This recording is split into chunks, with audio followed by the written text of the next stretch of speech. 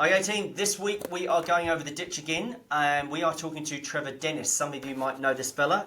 He's a nice bloke, and he is the current Managing Director for Haifa Group, and he's also former board member of Fertiliser Australia. I've had the privilege of training Trevor's team along the way, and the reason I get guys like this on the show is because sometimes some of these people have got a lot more experience than I've got. They've been around the block a few more times, and I mean that obviously with love and affection to Trevor. And, you know, they've seen a few things, and they've managed a few sales teams, and I wanted to get Trevor on because I think probably me and him share some philosophies, and he'll challenge me on some other stuff, as all guests do, around what's going right in sales, in rural sales at the moment, what's going wrong. We'll talk about commodities, pricing, all those good things. But Trevor, welcome to the show. Thank you, Sir John. It's good to be on here. Just a little correction. I'm the Managing Director at the moment of Haifa in Australia, the branch in Australia. We do have a global CEO. Just about myself. Look, I grew up in the city, but family having a farm, I always wanted to get back into farming. So I went to get a piece of paper from university. I ended up with a Melbourne University degree from Dookie College, and I think one of the wonderful things is my wife and I have always grabbed opportunities. So we left Victoria, we went down to Tasmania to work for a fertiliser company. Then we jumped another opportunity to go to Western Australia. We lived in Western Australia for about 14 years. And then back over to Victoria, and then back over to Western Australia. And I've had a number of jobs, whether it be irrigation, farm technology, or fertiliser. Had a very, very good run in agriculture for the last 35 years. Awesome. If a few people would get some connections at the end of the show, you're now on the family farm, aren't you? And I see some of you with your cattle and your break fencing. And where do you farm now? Yep, so you actively farm, don't we're you? in West Gippsland. We overlook Bass Strait. So we're about an hour and a half out of Melbourne. One side of the family's been there for about 150 years. And lucky enough that I'm farming a small section that we've been able to hold. Great connection, and I think my son's the 6th or 7th generation when he turns up at home to help. Child labour? 26. I don't know about child labour, but it's free. Look, we run a self-replacing Angus herd. I think we've got only about 50 cows at the moment, and my wife has a name for every one of the cows. But then we run another 100 dry animals that we trade with. Awesome. And how's the season been? How's pasture? How's growth? It all looked pretty lush around your neck of the woods last time I saw it. Well, I've got to tell you that for the last 2 years, it's been the driest we've ever had. I spent $15,000 on water in the last 12 months. That's trucking water into the farm. And then another $20,000 on earthworks and tanks and things like that. That all turned around 2 weeks ago. 2 weeks ago, we got some good rainfall, and now the dams are full. The dams haven't been full for 2 years. And now, I guess the foresight that I put in of making sure that the fertiliser was there while we had moisture, that's really grown some good grass. So we've been very lucky. Yeah, sometimes I think you make your own luck. But yeah, I know you guys, particularly over in that neck of the woods, you know, you're either dry or you're not, or you're flooding, and there's not much in between sometimes. Now, Trevor, let's get into the nitty-gritty of it. So you are the current managing director, as you rightly corrected me, in Haifa in Australia, not Monty's big global CEO job. So we're clear on that. But we also know you're still, you know, the big boss. And so tell me, because this is a podcast around rural sales, and you know me and I know you, and you know we've spoken over the years. What do you think is going right and wrong in rural sales right now? You know, with teams and management. Maybe we could start there. What are you seeing from your neck of the woods and your experience? Look, my biggest frustration is that I guess senior managers and people they focus on technical. There's just so much of a focus on the technical. What does the product do? Does the molecule do this? Does the fertiliser do that? The fence post is stronger than the other fence post. A lot of that's a given. A lot of that should be a given. We employ people with pieces of paper from university, or we employ people with large amounts of experience. So the technical side of it, they can read that. They're intelligent people, they can read it. But what we I guess, missed out on, or what I've seen out in the market we've missed out on, is a lack of mentoring. And when I say mentoring, I mean having a little bit extra time to sit in the car and work with people. We as managers poorly we throw a set of car keys, a laptop and a mobile phone at our candidates and we say, oh, you know what to do, go out and sell. Well, it's not as easy as that. We have to go through what our expectations are. You know, what is our sales process, or what is our values proposition? Not just the product value proposition, but what's our value proposition as a company? Where do we sit? Where do we like to be? Brand empathy is another thing a term people use, but what is our brand and how do we uphold that? I had a young girl on the phone. I reached out to her from LinkedIn during the week, and her biggest comment was she'd left her last job because they did exactly that. They threw a car keys at her and a telephone and said, go and sell. She felt as if she was out in the wilderness. And as a manager, it's I can tell you that it can be annoying to get phone calls from 6 a.m. till 7 at night. But a lot of those phone calls are your staff debriefing. They just want to have a yarn. They want to talk to someone else about how their day went. And when you're in a sales position, you can't just talk to everyone about that because they don't have the same experience. They don't. And maybe for competition reasons, you can't share some of that information with other people. So you need a network, and I think that's probably sadly lacking these days. People are too quick on social media, and they just need to debrief and look at it. I would really suggest to everyone out there. I didn't progress as a person in the sales field. I was very lucky to do a leadership course where we did Myers-Briggs, and the people that did that Myers-Briggs with me, they'll tell you that, I shook hands with people. I didn't hug people. I didn't kiss people. I stood 6 feet away from everybody else. But once I understood my personality and the way my personality interacts with others, I was better. I'm not perfect. I'm, far from that.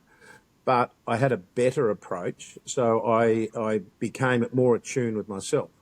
And I think whether that's disc analysis or some sort of preference testing, I don't think we spend enough time on ourselves to work out where we're going. If you're an introvert and you've got to be an extrovert for your role, that's really, really tiring. For me, I'm an extrovert, and when I get home, I want to sit with the dog, and I don't want to talk to the family. Very, very tough. I have to again be an extrovert to keep my marriage going, because I just want a beer and sit on the couch and be left alone because I've been talking to people all day. But once you understand those kind of things, you get better. That sounds like me, Trevor. That sounds like me, Trevor. I'm talked out, and then the only thing I like doing is sitting outside by the outdoor fire and having a beer, and everyone just leave me alone. Yep. So you've just said a few really interesting things. Let's break down a lot of what you said there, because there's some goodies in there. That young lady that hit you up on LinkedIn and said, I've left my job because there was no onboarding, there was no training, there was no induction. I still can't believe in the year 2025 that there are businesses out there that spend more money maintaining their vehicles than they do their reps. And they just throw them the keys and the territory and away they go. And the other thing you said is that there's this very big focus on the technical, but there's not on the emotional or the psychological or the conversational, the EQ as opposed to the TQ. And I think you said something very interesting to the listeners around, you were very vulnerable there. You said, look, I had to be attuned and learn my own working style through your Myers-Briggs, or whether you do your disc or whatever the listeners do. But you had to be attuned to yourself, because I think if you don't tune into yourself, you can't tune into others. What are your thoughts on that? Well, I think it's really true. I really do think that managers, when I say managers, I mean senior management, have an expectation that the product's all important. We've got to sell this product. But we've also got to invest in the person. And if the person doesn't understand themselves or have the confidence, not just the confidence in the product, the confidence in themselves. Confidence in the product should be a given. If you're not confident with the product, leave. Yeah. It's just don't be there, because it will come through in your personality. Yeah. I think we just don't invest in time. I've been really, really lucky over my career. I've had a number of roles where Larger organisations have invested time. They've had sales conferences internally. They've had great consultants, and you pick up very small things over time. The other thing I'd also say to people is that some of this is free. You can join community organisations here in Rotary, Rotaract if you're younger, Apex. They're just to name a few, but even young farmers, or we've got a new group in Australia, Young Horties, where there's community training or there's involvement where you can work with other people who are not, you're not reporting to them, you're not working with them, but it may be a bit friendlier for you. It may be the risk of failure or the risk of learning is not as great. So I encourage people. Life's a contact sport. The more contacts you make, the more goals you'll kick. But I will get back to, there's just simple things. This is an old marketing thing. 25% of the market wants prestige. They want the top of the wazza, right? So they're the guys driving around the Mercs and the BMWs or whatever. Then 50% of the market, they want utility. They want the product to work, and they just want it to work. They want it. They don't want cheap. They don't want expensive. They want utility. They want the product to function how they expect. And then we have 25% of the market, and this has been done all across the world, different economies, different cultures. We have 25% of the market. The only thing they look at is cost. They want cheap. And once you understand that, why as a salesperson do you beat yourself up about that person that sits in the 25%? Let them go. Just go. Just very politely say, obviously I'm not the right product or my price point's in the wrong spot. Look, I'll leave you till next time. Maybe next time we'll have an offering that works for you. But understanding where you fit in that market is very, very important. Yeah. To jump in there, I always say that pricing problems are usually positioning problems. And so sometimes you might not be the cheapest, but you might not be the most expensive either. And you've talked about prestige or premium and utility and price, but why is it that so many reps divert to price and price only? What's going on there? It's confidence. It's confidence in your product, confidence in yourself. I like to tell things in a story. Right? Many years ago, I was taken by a rural rep to sell fertiliser to his biggest customer, and I went into the shearing shed of this customer, and they were getting ready for ram season. The shed was very, very busy. They were clipping rams, making them ready for the ram sale the week after. So we found a table, we sat down. The customer, I hadn't met the customer before, and it was a very large contract, very large fertiliser contract. The customer proceeded to berate me on how the company I work for didn't give very good service, all these mistakes. So very quietly, I put the laptop down and I closed my diary. The customer wasn't even aware of what I was doing. The rural sales guy's looking at me going, "What are you doing? Don't do this." I put my computer in my bag. I put my diary in my bag. The customer hasn't even realised.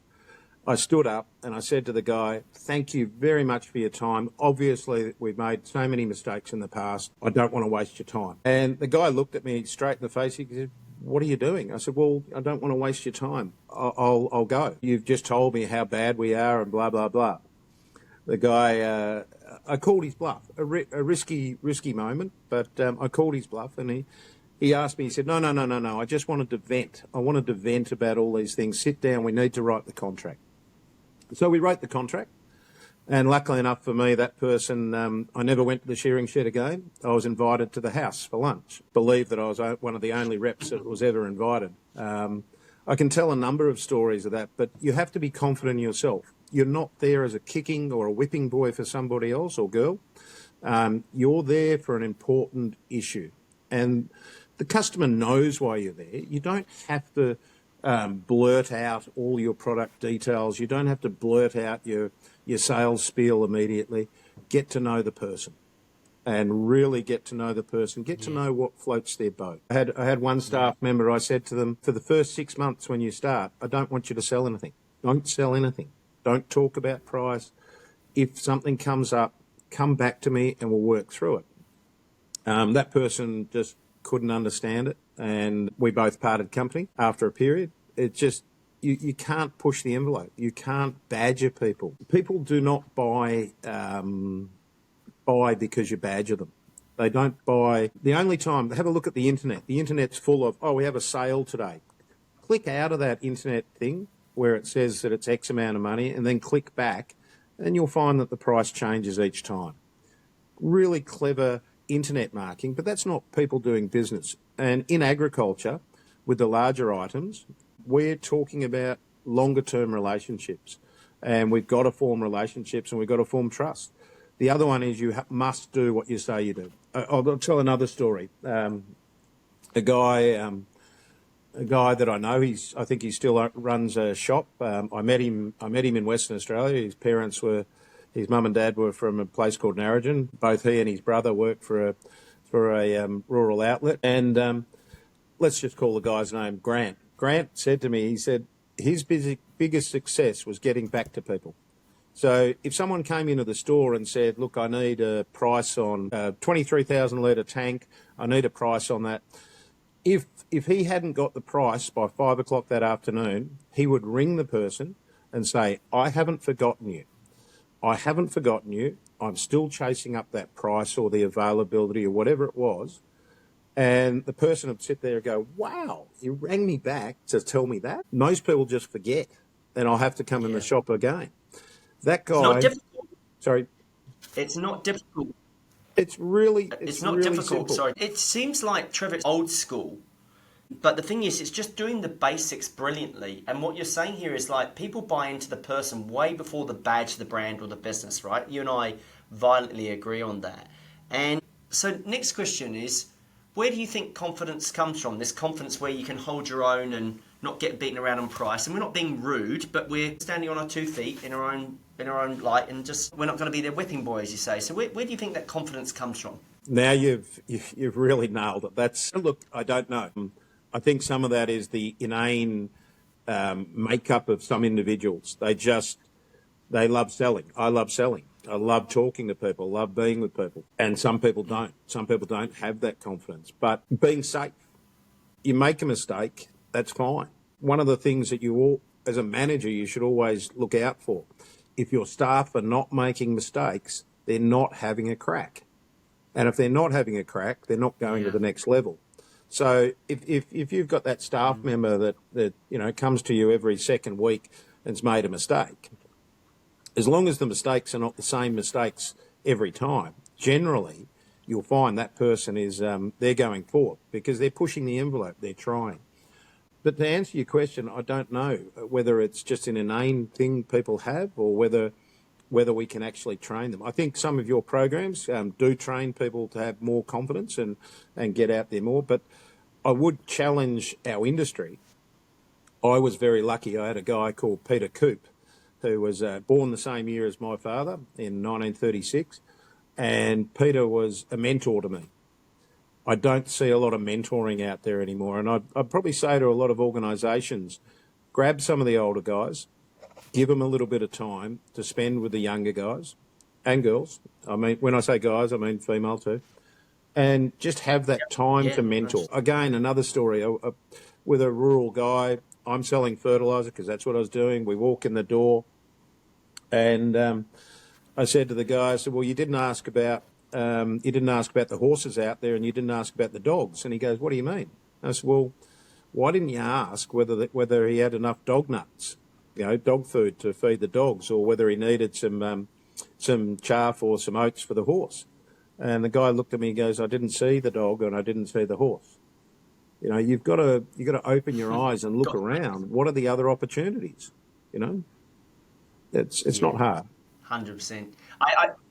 I love what you're teaching here, Trevor, because some people go, it's old school, and this is why I want guys like you on, because these are about the sort of fundamentals and doing the basics brilliantly, as I say, like using your eyes. And the other thing is, Trevor, because I know you well enough, is you're not interested in selling, you're interested in knowing the person first and foremost. The sale comes second, it comes later, right?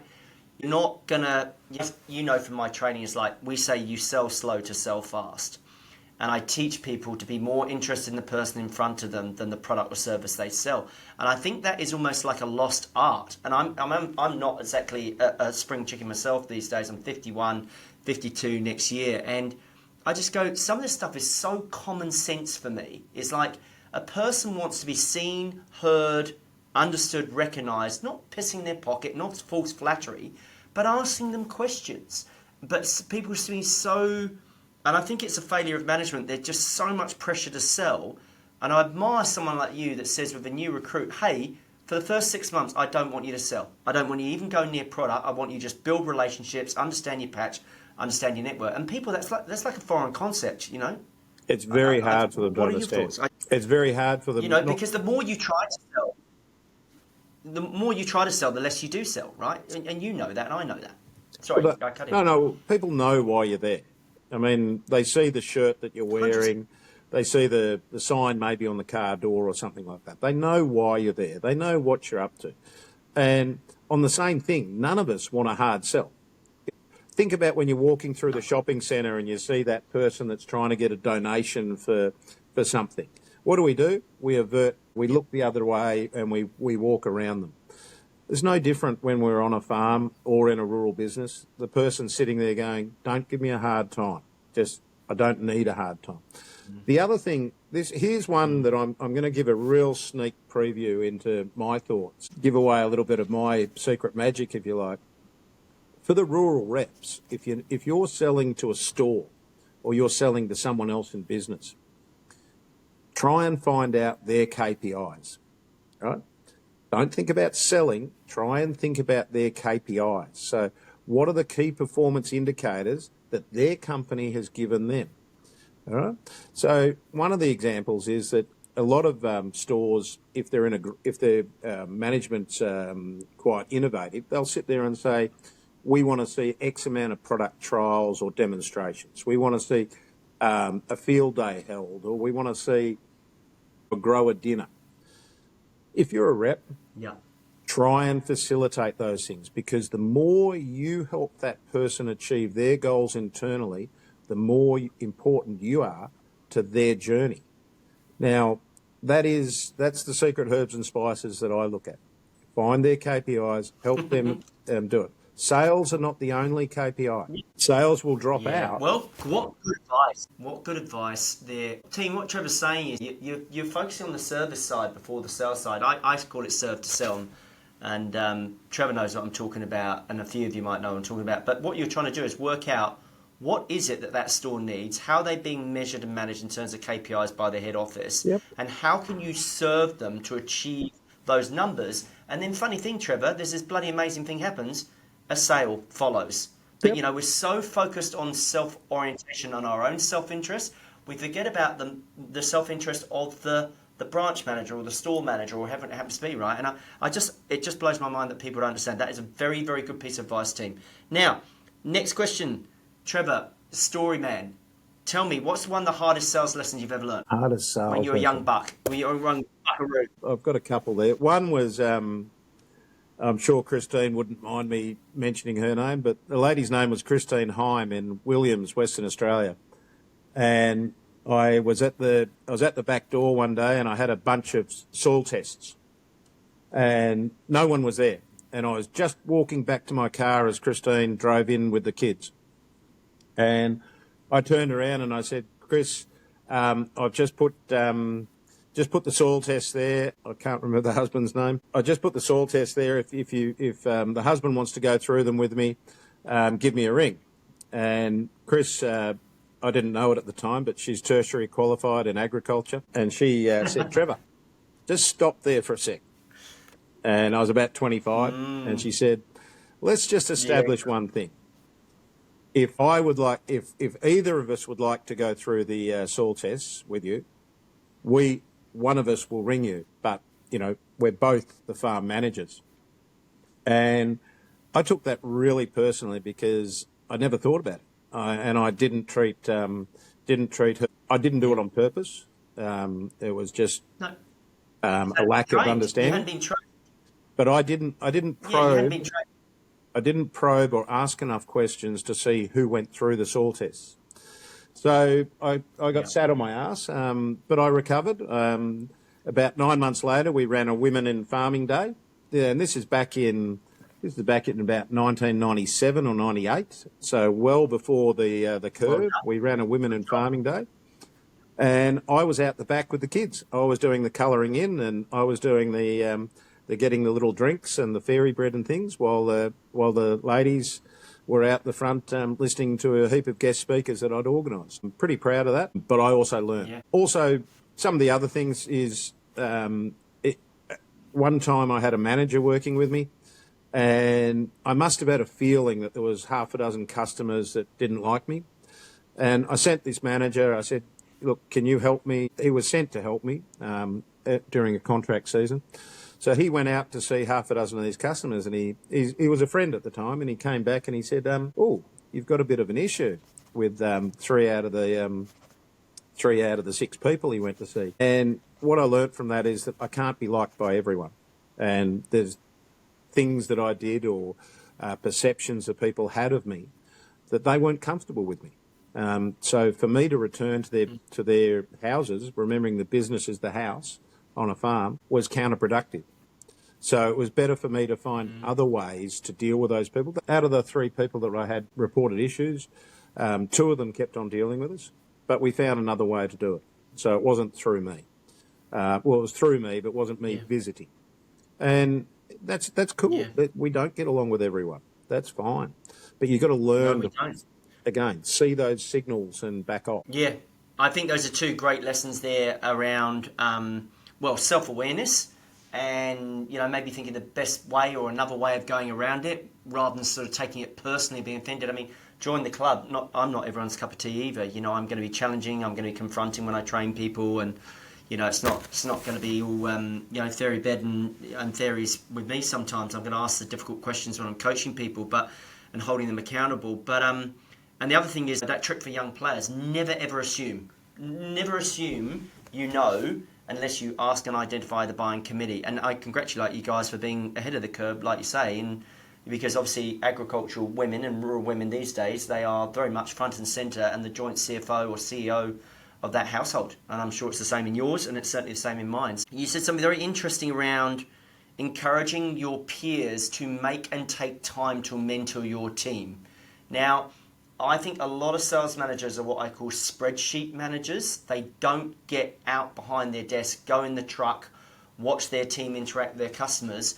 What would you say to those managers that say, oh, I don't have time to go out and observe my team and do truck time or listen to their calls or listen to their call recordings and debrief together? What would your advice be to them?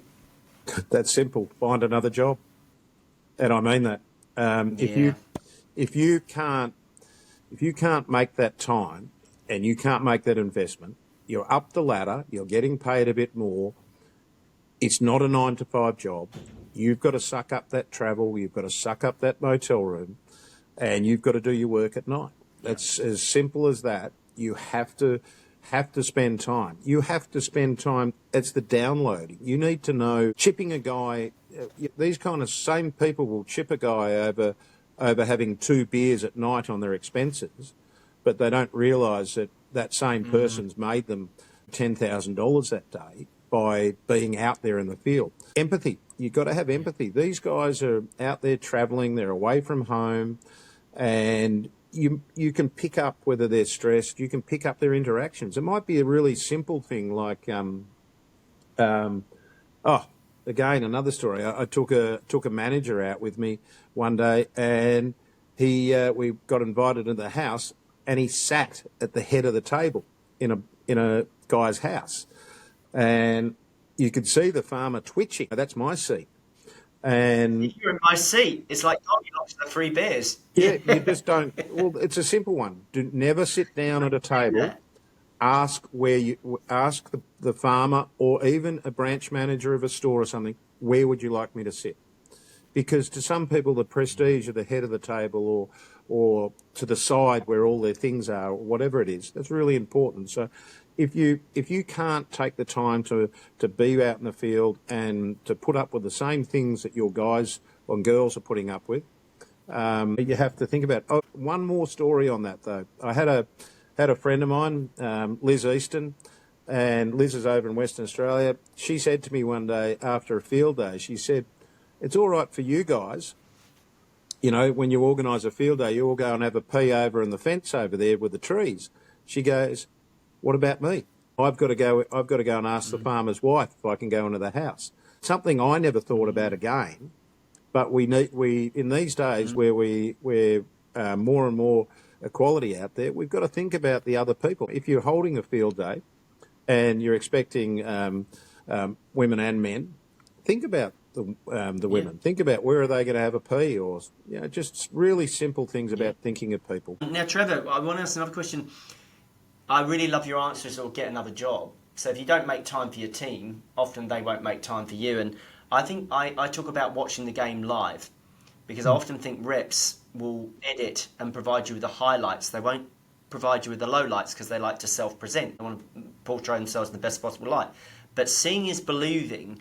And so I think, as I say, the big gift here is you have to make and take the time to watch and observe your team live, watch the game live. Otherwise, you're just relying on self-distorted bias. And I really love what you said around chipping the bloke that has 2 beers, but he got up early at 6, he's staying in a shitty midweek hotel in Williams, or because I'm looking on the map here, I know where Williams is and Narrogin, and you're in Bunbury and all that kind of place. It's short-sighted, isn't it? It's just not... And you're going to lose really good talent doing that. You know, what do you think the best way to keep hold of good sales talent is? Look, you've got to identify the guy. Good salespeople want to win.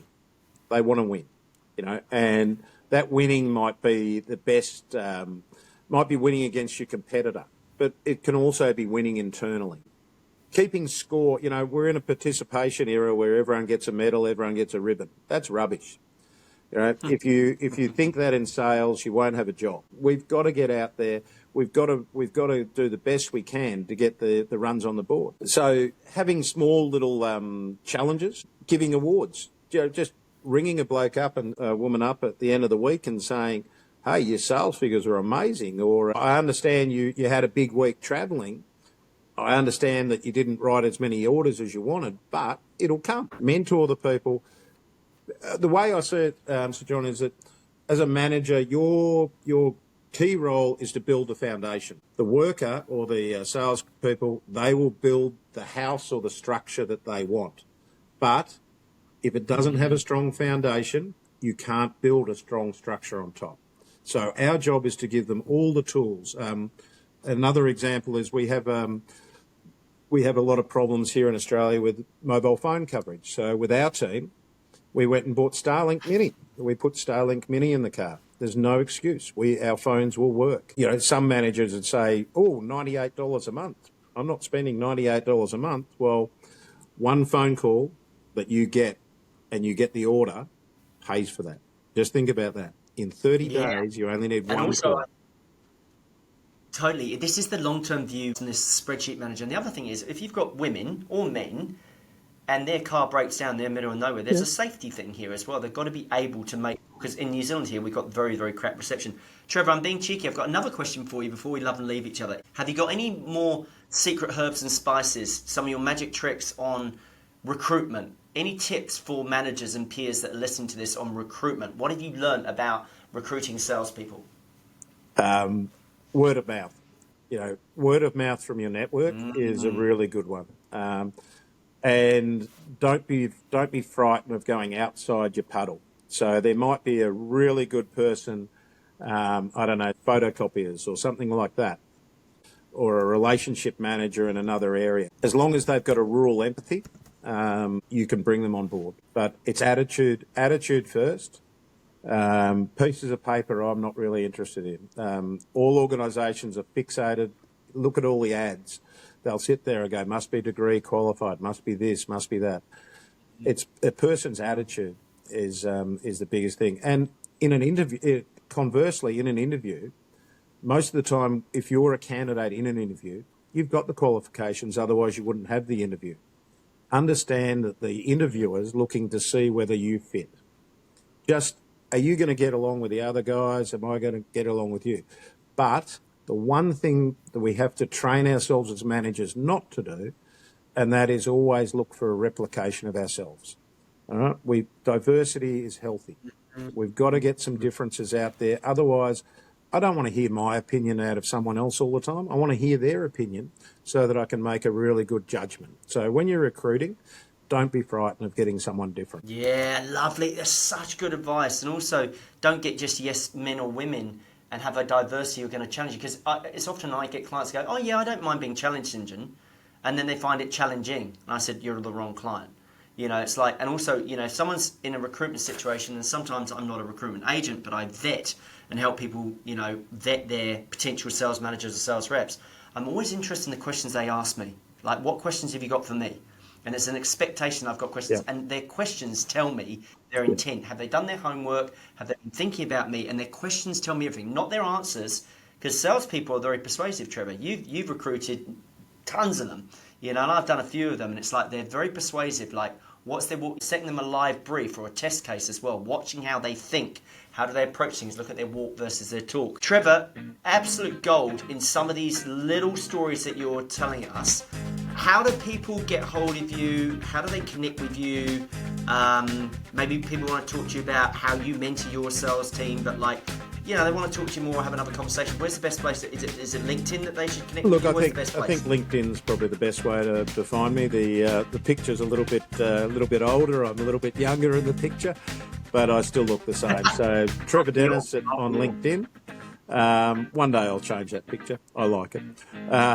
That's probably the best way. Look, happy for people. You can find me on Facebook also. You can Google. You'll find my name and phone number turn up. It's not hard to find me. But I'm here in Australia. Awesome. Most people in the fertiliser industry don't know me. A lot of people in the ag industry have seen me around the place.